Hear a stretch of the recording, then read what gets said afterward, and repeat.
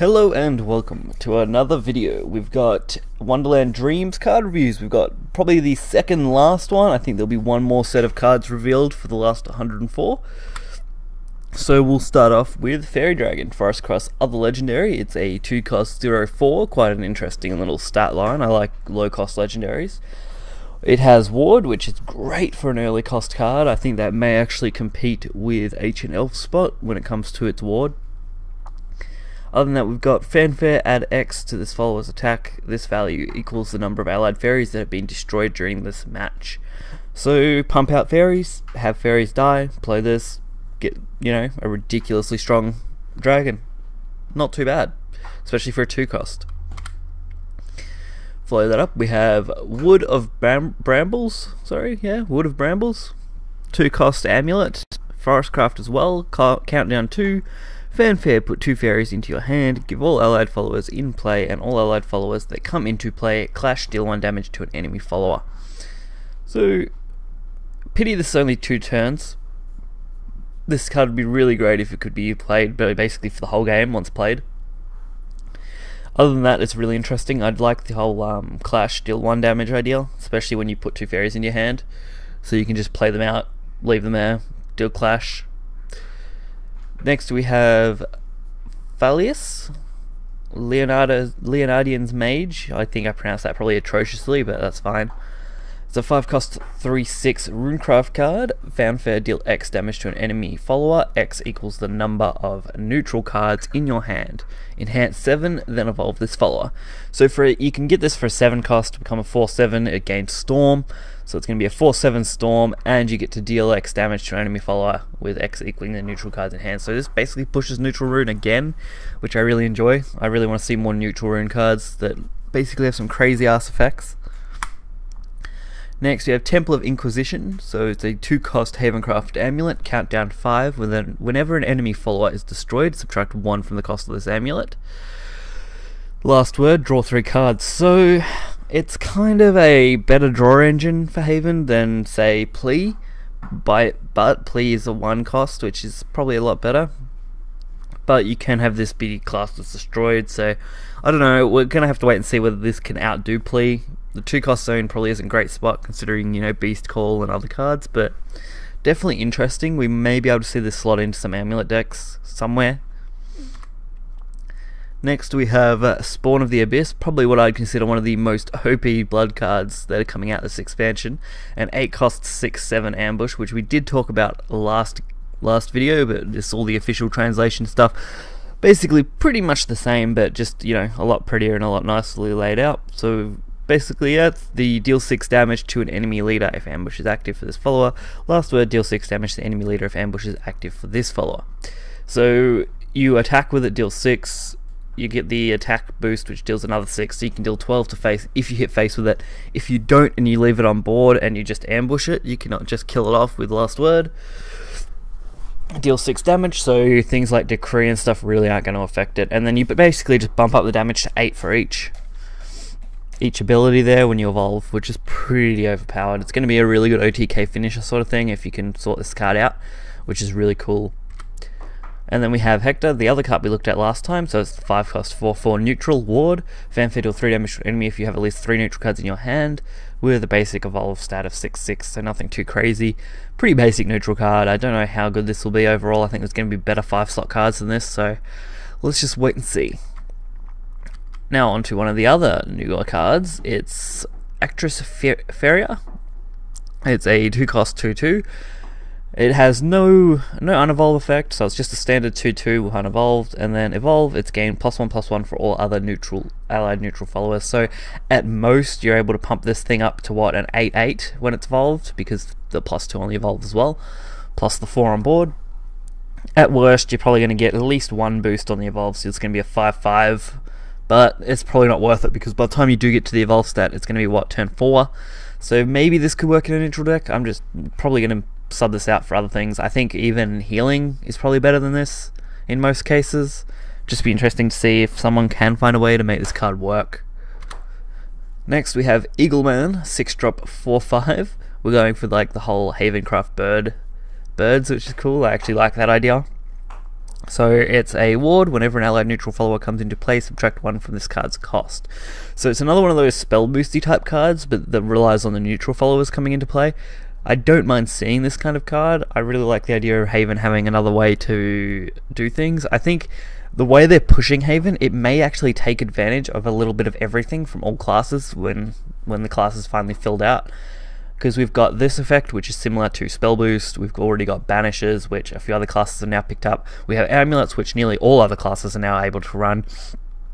And basically Haven is just really strong in removal, so it's nice to see them gaining a little more in the way of effects. Especially so they feel like they actually have something that isn't... like, they don't really have anything unique, per se, so it's really nice to see this.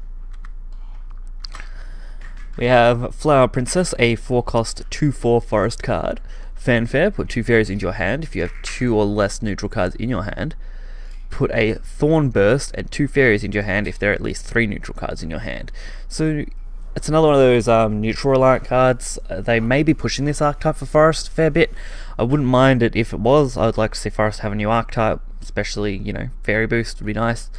But other than that, I'm not really sure, so we'll have to wait and see.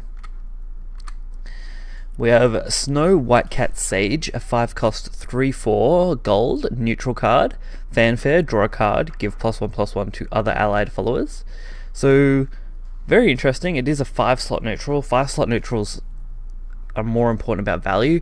I do like the draw a card effect, so I think that will probably push this card ahead of most other 5 costs. And the give +1 to another ally is going to be probably okay. I don't see it being great, but I see it definitely being alright. Its vol stats are pretty average as well, so I don't see that being a big advantage. It probably is just going to rely on the draw a card and the +1/+1 being really good, and neutral decks taking off. The next one we got is Sylvian Elder, another forest card. It's a 6-drop 4/5. Ward, Fanfare, give all other allied followers +1/+1 if you have at least 3 neutral cards in your hand. So they're really pushing this neutral card in hand archetype, which is good to see. So hopefully we can take advantage of that and pull off some really crazy stuff.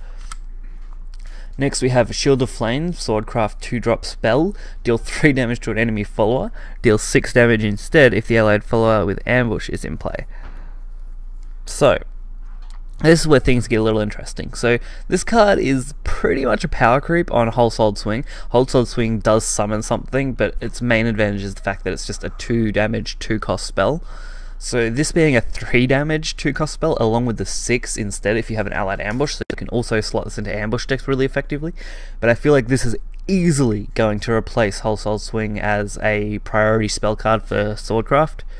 And it makes sense. I mean, most other classes, Blood, Shadow, Dragon I think even, they all have spells that can accumulate 3 damage pretty much, or easier damage on turn 2.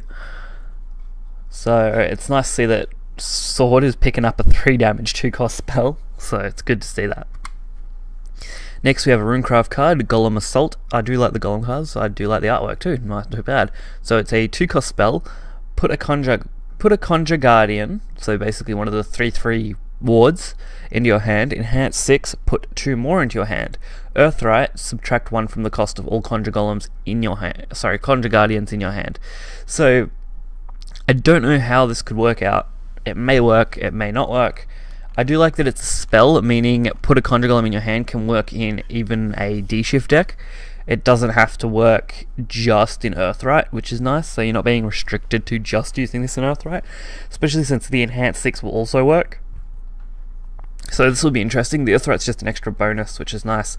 So I don't know, I could see this card working in pretty much any rune deck. It may actually make an okay replacement for Summon a 2/2 Golem maybe, but you do pay 1 more for a 1/1 stat and ward, so I don't know, it's going to be an interesting card. The next we have the Dragon's Other Legendary, probably the most interesting artwork of this expansion I would say. I really like it, the Jabberwock. So it's an 8-cost 7/7. Fanfare, destroy all other allied followers. For each follower destroyed, put a random follower that costs more than the destroyed followers from your deck into play. So, this works on an individual basis. There's been a little confusion I've seen around the community about how this card functions. I think it's been mostly sorted out now, but this will destroy all followers on your board, and then it will summon a follower for each one that's one cost above each one that was destroyed. So if you have a 2 cost, a 3 cost, and a 4 cost, it will then summon a 3, a 4, and a 5. It won't just summon one follower, it will summon one for each one that was destroyed, and it will be 1 cost higher. Then next we have Skeleton Ogre, a 2 cost 1/4 Shadowcraft card, obviously being a skeleton. Whenever this follower attacks, use Necromancy 4, gain +2/+0. I'm not a fan of cards that use Necromancy in this way. I feel there are a lot better cards that take advantage of Necromancy, such as Hector and other things, but definitely an interesting card. Maybe could work in a different deck that doesn't rely on Necromancy too much. Maybe it'll be in something like that. Might be interesting. Then we have Blood's quite interesting card that I don't know about, really. It's just pretty crazy. We've got a 3 cost amulet, Demon Key. So count down 5 of whenever your leader takes damage during your turn. Subtract 1 from this amulet's countdown. Last word, at the start of your next turn, randomly put one of the highest cost followers from your hand into play. So this is going to create some weird combos, I feel. You play this on 3. Imagine if you could drop it enough by turn 4. So it's possible you could have this dropped out turn 4 to have it summon the highest thing in your hand. So imagine Spawn of the Abyss being summoned off this.